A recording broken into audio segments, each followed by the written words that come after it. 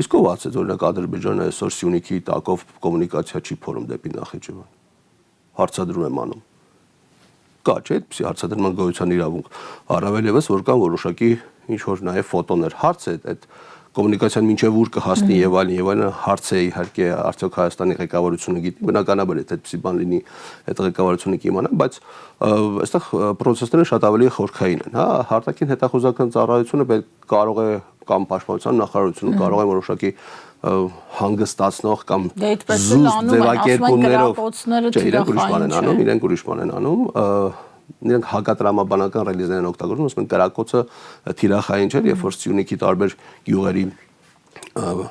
տներ, պատշգամբներ վնասվել են եւ այլն։ Երկրորդը,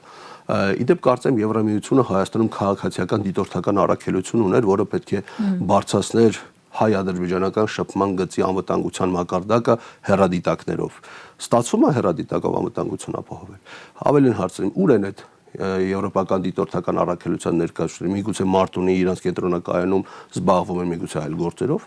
որովհետև այնուամենայնիվ որևէ ռելիզ, որևէ հայտարարություն, որևէ գնահատական չի եղել։